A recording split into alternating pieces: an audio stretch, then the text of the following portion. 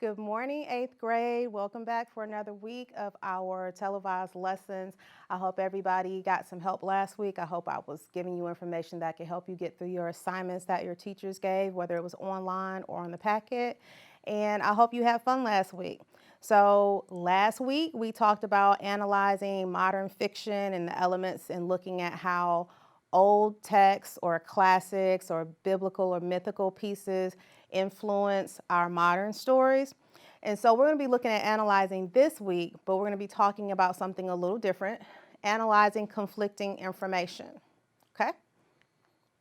And so if you're wondering like, okay, I heard that, but what am I learning today? So, we always go back to these standards. Okay, so our standard today is reading informational text, so RI 8.9. And you might see that if you're doing the packet, you might see it if your teachers are giving you Nearpod lessons. So you might see that standard come up, and it basically says, analyze a case in which two or more texts provide conflicting information on the same topic and identify where the texts disagree on matters of fact or interpretation. Mouthful. So let's see what we already know about what it says. Okay, we talked about analyze, so that means we want to look at all of the parts. Okay, a case is a situation. Okay, so analyze a situation in which two or more texts provide conflicting information. Okay, information that differs on the same topic, and then your job is to figure out where does it disagree, and is it disagreeing on facts, or is it, I messed that up, is it disagreeing on how the people see it? Okay, that's interpretation. Okay, so we want to think about how can text have conflicting information, and what does it mean to conflict? And I know some of you are looking at that word and thinking the word conflict. Well, conflict is a word, okay, and it is spelled that way, but conflict is a thing, it's a noun, okay, a problem. And here we're using it as a verb, and so the pronunciation changes just a little bit. So what does it mean to conflict? What kinds of texts can conflict? So that's what we're looking to learn today, okay? I have a few examples for you, so don't fret about that part. What does it mean for the text to conflict? Okay, it means that the text, whether it's an article or a story or a picture, because that is a text, are talking about the same subject, the same thing, but the writer or the author see it differently. Okay, they see the problem, the conflict differently. So that's what it means for the text to actually conflict.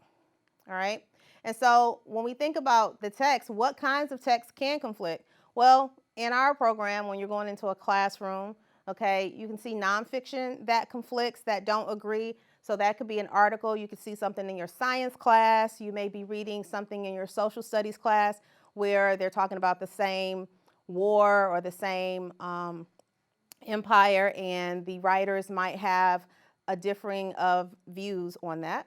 Okay, biographies. So you could be reading a biography about Hillary Clinton, George Washington, LeBron James, Drake, and then somebody else write the same, decide to write the same information, but they have their own spin on it. So you might be reading it and see something different. To give you a super simple version, think about when like the playoffs are going on. I know we got like a lot of Alabama and Auburn fans, and regardless of which side loses, the writers write and they always have a conflicting view. So either of the teams could lose, but if a writer is partial to Alabama and they lost, they're going to say something that's a little different from the Auburn writer who has something to say about the Alabama team. Okay, so news information. If you're watching different news channels, they may give information about the same situation, same story, but have some different perspective about that, okay? It also can happen with fiction, so fairy tales and movies. And I know you're probably thinking like, I've read Cinderella 1,000 times, there's only one story. That's actually not true. There's something called fractured fairy tales where you can see the stories being told from another person's perspective. So in Cinderella, you see there is the wicked stepmother and the wicked stepsisters who did not allow her to go to the ball. But if you look at the fractured fairy tale, you'll see the stepmother and the stepsisters talking about how annoying and special Cinderella was because she was talking to animals and talking about fairy godmothers, and they thought she was a little off, so they chose not to let her go. So same information, a conflicting perspective, okay? It also happens in movies, and so we're going to talk about that right now. Okay? Before I show you what that movie is in that story, I want you to think about something that is always on social media. There's always this little video or that comes up, and it'll ask you in the comments, do you hear Yanni or do you hear Laurel? And people listen to it, and then you can see the comments like, I hear Yanni, I hear Laurel. And so they go back and forth, and they're both looking at the same video, but they hear something different. Okay, so kind of like that. All right. All right. So on this screen, you see on one side, I have a picture of the prince, and you see the girl that's sleeping in the spinning wheel. And so that's Sleeping Beauty. And on this side, you see a picture of Maleficent, okay, the person that is responsible for putting Sleeping Beauty to sleep. And so you either know both of these stories or you know one or the other, okay? And so if you've heard these stories about Sleeping Beauty and Maleficent, you know that Maleficent is in the Sleeping Beauty story, okay? And if you've seen the Maleficent movie, you know that Sleeping Beauty is in the Maleficent story. So that information that we have in there, same information, same topic about Sleeping Beauty, but we're going to look at how there's conflicting information in the text, okay? Okay, so let's just kind of review the story of Sleeping Beauty so we can make sure that we understand the information, all right? This is an old story. We could have used this last week, but now we're looking at it for conflicting information. So in the story, the king and the queen have a baby. Everybody is in celebration. They decide we will invite our whole kingdom to celebrate the birth of our child, and let's even invite some of the fairies, okay? So they send out invites and everybody shows up, but they forget one fairy, okay? They did not invite Maleficent, all right? And let's look at her name really quick. Her name actually means evil. And so that's important to hold on to as well, because we're looking at the same information in the story, but how it conflicts on the other side, okay? Because Maleficent was not invited to the little party, she decided to put a curse on the child. And the curse was that when she got to her 16th birthday, she would prick her finger on a spinning wheel. They don't make spinning wheels anymore. We have sewing machines, okay? And so she pricks her finger on there. There's a little spindle, it has a point on it, and she falls into this deep sleep, okay? Oop. All right. When the king gets this information, he tells everybody in the kingdom, I want to get rid of all the spinning wheels. I want them destroyed, because he wants to save his daughter from falling into this curse, thinking that he can outsmart Maleficent, okay? The princess's 16th birthday comes around.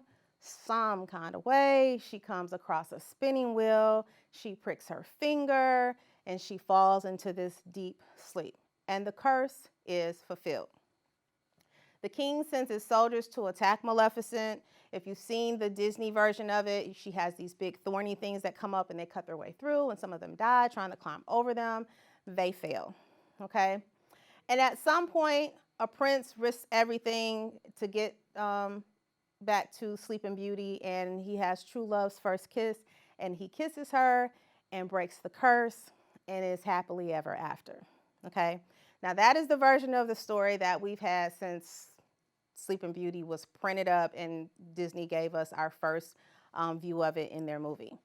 But then somebody decided that let's tell that story and look at the other side. Let's see what Maleficent has to say, okay? So if you look at Maleficent's side, okay, the same story, all right? The same exact thing happened. She doesn't disagree with the information about the shower or putting Sleeping Beauty into a deep sleep, but she says that the reason she did the curse was because the king lied to her and stole her wings in order for him to become king. So if you've seen the movie, then you know what I'm talking about. Totally different reasoning behind her actions than what you see in the movie Sleeping Beauty, okay? So essentially the same except for this tidbit, but that's conflicting information about the same topic, all right? So it changes the understanding of the story from her viewpoint. So it's like she gave her side of the story about the same story, but she says, the problem that you're saying, that whole curse thing, that's not the reason that it happened. This is the reason that it happened, okay? And so the other part that is conflicting in here is when you read the original version of Sleeping Beauty, Maleficent, whose name means evil, okay, shows her doing something horrible, putting this child into a deep curse and a sleep and, causing everybody to be sad in the story. But when you look at the Maleficent version of the story, she's showing kindness and she shows love because she actually ends up being a friend to Sleeping Beauty and watching over her for the first 16 years of her life and teaching her things and being kind to her. And ultimately, when the curse is fulfilled in Maleficent, she is the one who breaks the curse because she actually does love Sleeping Beauty, even though she tried not to. So you see a complete conflict of information about the same story in here. Okay? So that's a fairy tale and a movie. Let's see if we can apply it to anything else. Okay? So I want you guys to check out this picture. I'm going to give you a minute to look at it and figure out what you think is going on in the picture. Okay? So think about what you see here. I'll give you guys a minute.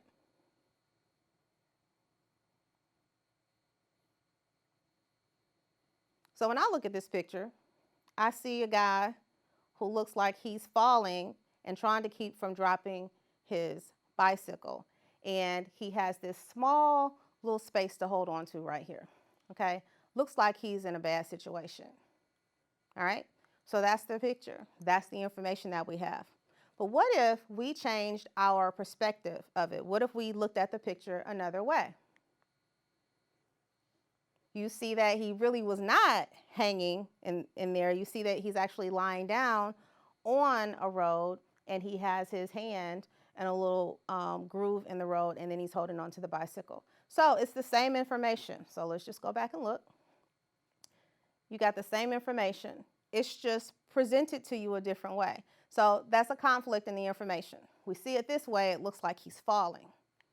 We look at it this way, he's lying down and tricking our eyes, okay? So again, a different text, this time a picture, all right? And we looked at the same thing, conflicting information.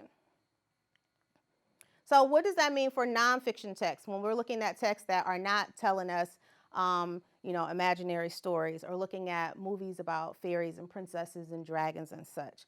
Think about your social studies class. Think about your science class, okay, where you may be reading something and then maybe you see something on television that's talking about that topic, but they have conflicting information, all right? So think about those texts. Okay, I found this article that's talking about the pros and cons of e-cigarettes, okay, vaping and stuff, and whether they should be regulated, meaning should we have laws and everything that supports them. And in here, on the pro side of the argument, this side is saying e-cigs shouldn't be banned, but they must be regulated. So that's one side of the argument, okay? And before we look at the other side, we just need to figure out what is our base information, okay? Because that means that the con side or the negative or against side is going to be talking about the same thing. So both sides are going to be talking about e-cigarettes, okay? And both sides are going to be talking about regulation. What does regulation mean? It means should we have rules and laws in place about how it's used, who can use it, how much, warnings, that kind of thing. And we're not going to read the whole article, but we want to think about this pro side, okay? E-cigs shouldn't be banned. So banned means done away with, discarded, not allowed, okay? So they're saying don't get rid of them. Let's just put some laws and some rules and some structure in place, okay? And so this is the first part of the article where it talks to us about the Food and Drug Administration. And when we get over here, you can see at the top it says nicotine is not harmless. So that means that it can cause problems, all right? And so this is their perspective, their point in the article. So e-cigarettes claim to be healthy, but there is no proof. Right now, more than 16 million children can legally buy e-cigs and give themselves as much nicotine as they want. Nicotine is not harmless. That means that it does cause harm. So to allow it to happen this way, it's causing a problem and the kids don't even know it, okay?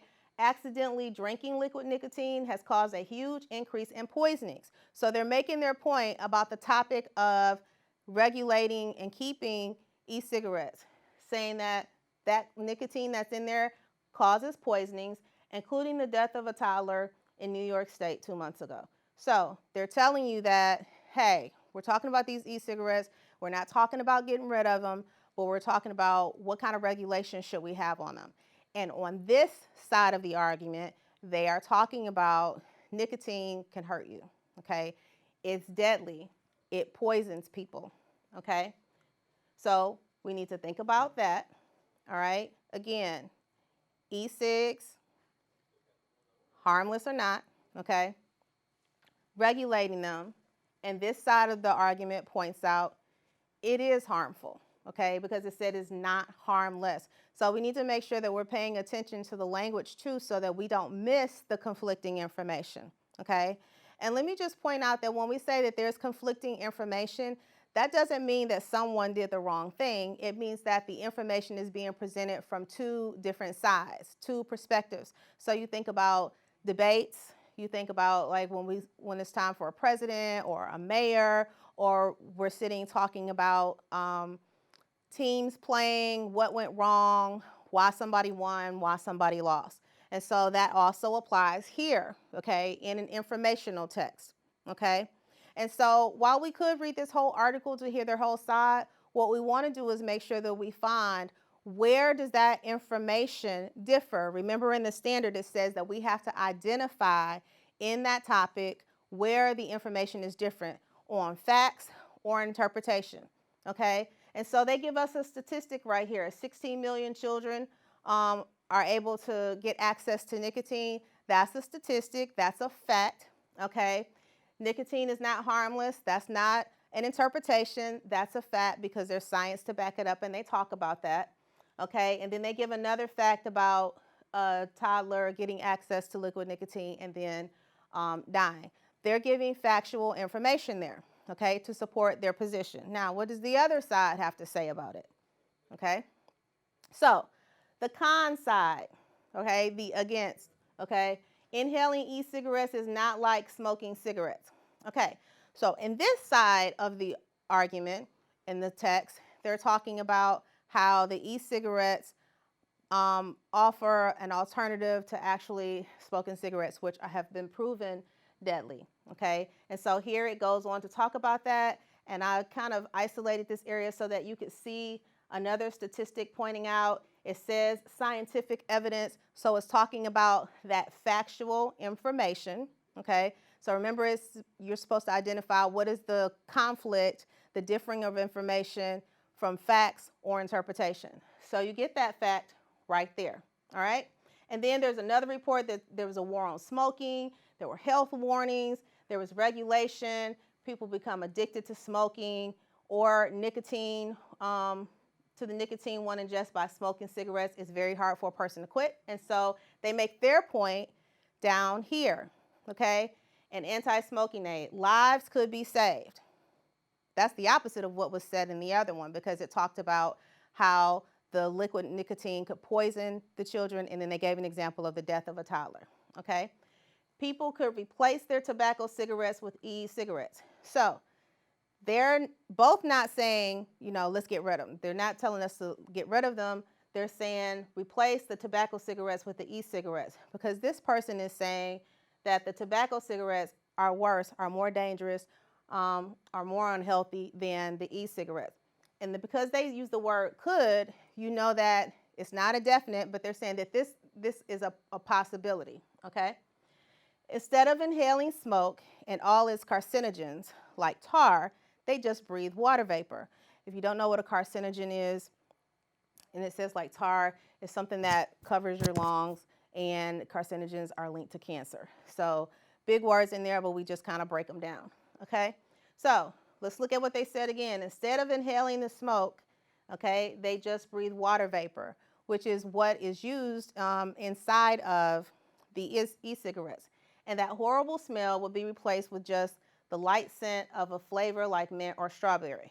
So this person is saying, I know that there are some issues with the e-cigarettes, but there are bigger problems with actual tobacco smoking cigarettes. And so while both sides are saying we don't want to get rid of them. One side is saying that there needs to be regulation because that nicotine that's used is very dangerous, okay? And so they need to address ages and who can purchase them and where. And this side is saying, hey, smoking cigarettes has led to many deaths. And there's lots of evidence that shows that smoking tobacco causes lung and throat cancer. So they've got evidence to justify that. They're saying maybe we should replace the tobacco smoking cigarettes with the e-cigarettes because that vapor that's in there is less harmful than the tobacco, okay? So when you're thinking about that, all right, you're looking at what are they saying in here that's differing from the other side. They're both saying use them. They're both telling us that we need to have, that we should be able to use these e-cigarettes. One is about allowing certain age groups to use it and controlling the poisonous product that's in there. And the other one is saying we already got a poisonous product out there. We got these e-cigarettes. Perhaps we should replace those. Let's get rid of the tobacco cigarettes and use the e-cigarettes, okay? And then they give you a boost and say it would get rid of that horrible smell, okay? So again, back to the standard, all right? When you're looking at two texts with the same topic about e-cigarettes, okay? And what's the differing information in here? Regulating the cigarettes, okay? And then replacing the tobacco cigarettes. Looking back at our Sleeping Beauty and our Maleficent, what's the same topic information? The story of Sleeping Beauty being put under a spell by Maleficent. What's the differing information in there?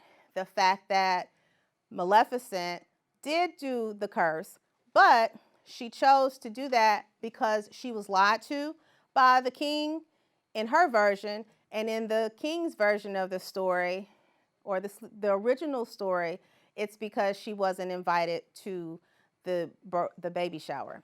If you look at the picture, all about perspective. Same picture, man hanging on and holding on to his bike. When you change the way that we look at the picture, then the information is not necessarily the same. So this is something that you guys are coming across every day, looking at something and maybe having a differing of opinions. And if this still isn't making sense, I want you to think about this. Think about the last time your mom or your dad or your grandma came home and something was broken, or you guys didn't do what you were told to do. And then they ask you, what happened? Who broke this? Why didn't this get cleaned up? And you both are given a story, you and your sibling or siblings, and there's conflicting information. And it becomes your parent or your granny or whomever, it's their job now to figure out which information is the right information. So even though that's not labeled, it actually falls right on in line with this standard, okay? And so here are your pros and your cons side, and again, that focusing on what is the same, all right? So another week we've got down, we're on our second standard. Next week, we're gonna dig a little deeper into the standard. I hope that you guys will join me. I hope that you'll invite somebody next week. And if you have any questions, make sure that you're reaching out to your teachers, emailing, what have you, so that we can make sure that we find the best possible way to help you. I'm looking forward to coming with you guys next week, and I have a surprise guest for you guys. So make sure that you tune in next week. Have a good week.